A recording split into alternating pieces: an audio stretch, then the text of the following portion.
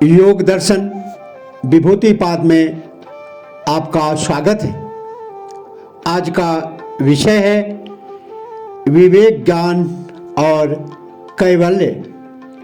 योग दर्शन विभूतिपाद पातंजल योग सूत्र 52, 53, 54 और 55। महर्षि पतंजलि विवेक ज्ञान के विषय में बताते हुए कहते हैं, क्षण तत् क्रमयो संयमाद् विवेकजम ज्ञानम। अर्थात क्षण और उसके क्रम में संयम करने से विवेक ज्ञान उत्पन्न होता है। प्रकृति परिवर्तनशील है, वह प्रति क्षण बदलती रहती है, किंतु पुरुष चेतन तत्व सदा एक भाव से उसमें स्थिर रहता है, उसमें कोई परिवर्तन नहीं होता। इसीलिए उसे कुटस्थ अर्थात स्थिर कहा जाता है। जब योगी काल के छोटे से छोटे भाग, क्षण तथा उसके क्रम में संयम करता है तो उसे यह ज्ञात हो जाता है कि उस पुरुष और प्रकृति के तत्वों में कौन सा स्थिर अथवा परिवर्तनशील है तथा कौन सा प्रति क्षण बदल रहा है। इस आधार पर वह पुरुष और प्रकृति के स्वरूप में भेद कर सकता है। इस प्रकार के भेद का ज्ञान हो जाने को विवेक जन ज्ञान कहते हैं। इस प्रकार का विवेक हो जाने से उसे प्रकृति को छोड़ने तथा पुरुष तत्व को ग्रहण करने में सुविधा हो जाती है। दोनों संयुक्त होने से इस विवेक जन ज्ञान के बिना उनमें भेद करना कठिन हो जाता है तथा भेद किए बिना उसे तत्व ज्ञान नहीं होता। जिस प्रकार स्वर्ण में कितनी व किस प्रकार की मिलावट है, उसे जानने से ही उसका परिशोधन करके शुद्ध स्वर्ण प्राप्त किया जाता है। ऐसा ही पुरुष व प्रकृति का ज्ञान बताया गया है, जिसको जानकर ही उसका परिशोधन करने से केवल पुरुष तत्व शेष रह जाता है, बच जाता है। यही कैवल्य है। आगे सूत्र 53 में महर्षि पतंजलि कहते हैं, जाति लक्षण देशै रण्यता नवच्छेदा तुल्ययुस्ततः प्रतिपति।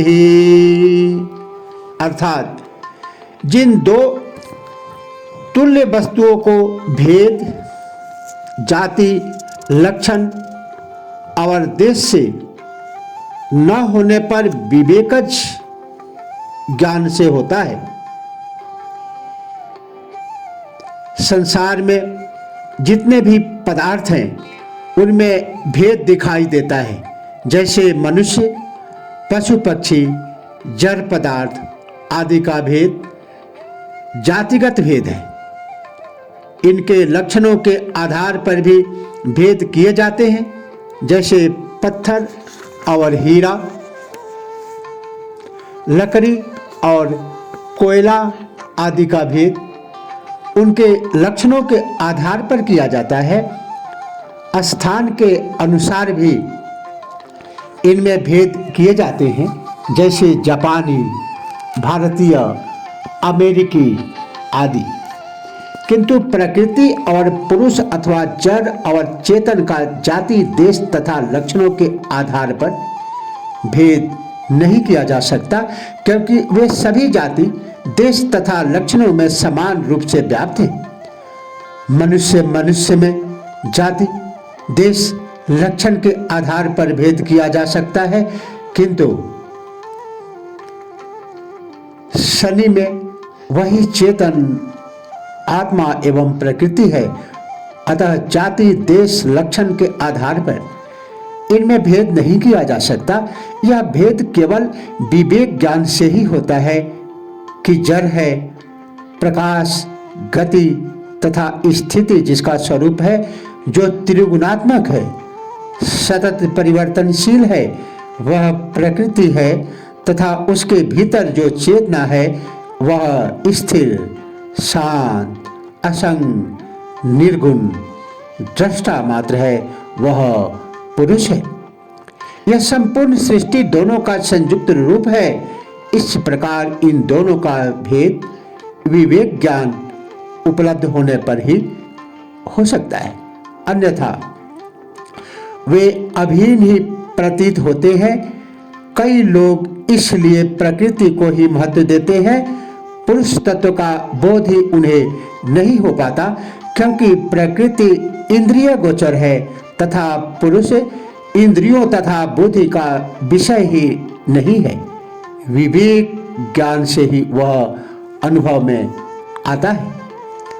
आगे सूत्र 54 में महर्षि पतंजलि कहते हैं, तारकम सर्व विषयम सर्वथा विषय क्रमम चेति विवेकजम ज्ञानम।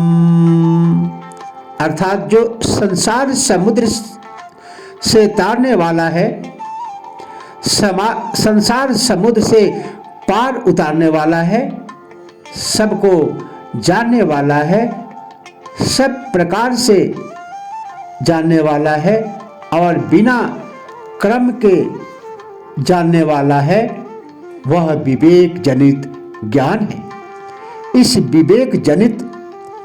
विवेक से उत्पन्न ज्ञान से ही प्रकृति और पुरुष, जड़ और चेतन की भिन्नता का ज्ञान होता है तथा इसी ज्ञान को प्राप्त करके योगी अध्यात्मवेता अपने को उस प्रकृति तत्व से अलग करके उस चैतन्य आत्मा में स्थित हो जाता है, जो उसका वास्तविक स्वरूप है।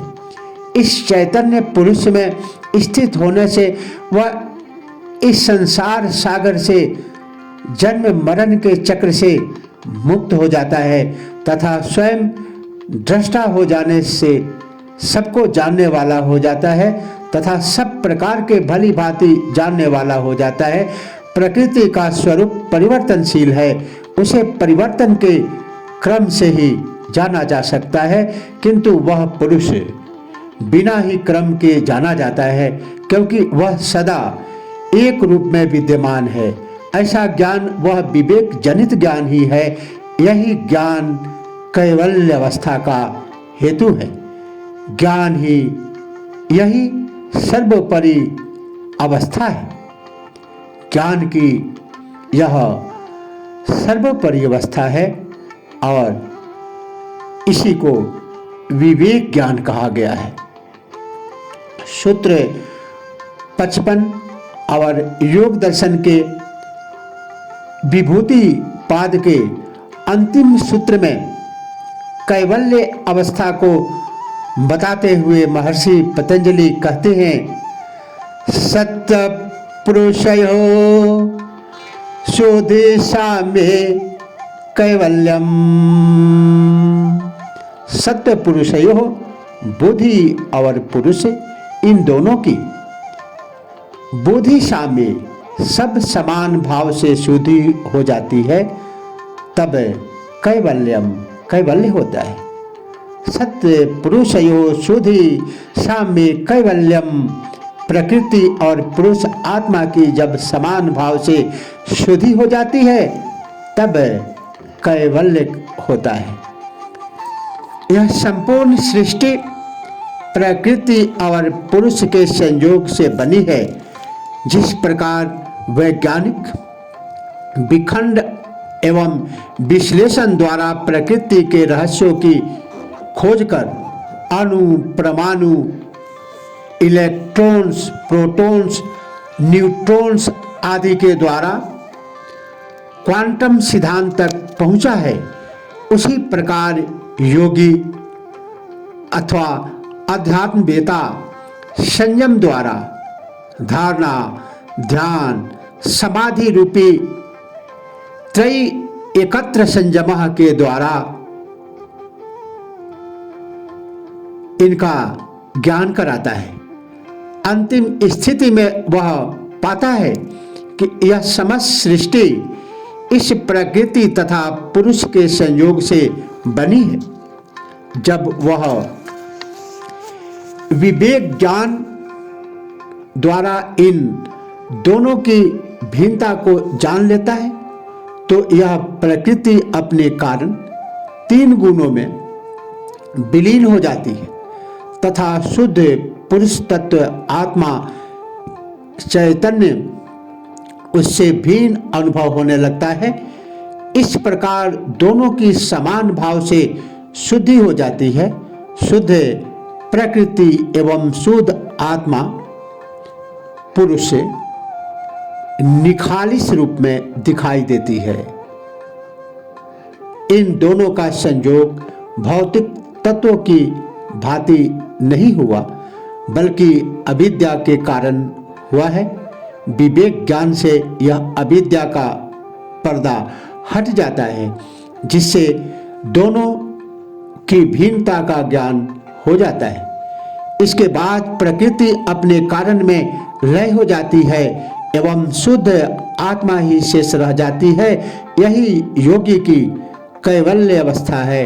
यही परम योग तथा मोक्ष है जो केवल ज्ञान से होता है।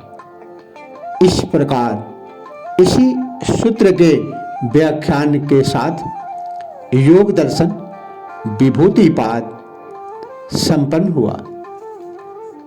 योगेन चित्तस्य पदेन वाचां मलं शरीरस्य च वैद्यकेन योपाकरोति प्रवरं मुनीनां पतंजलिं प्राञ्जलिरानतोऽस्मि। आवाहो पुरुषाकरं शङ्खचक्रासिधारिणं सहस्रशीर्षं श्वेतं प्रणमामि पतंजलिम।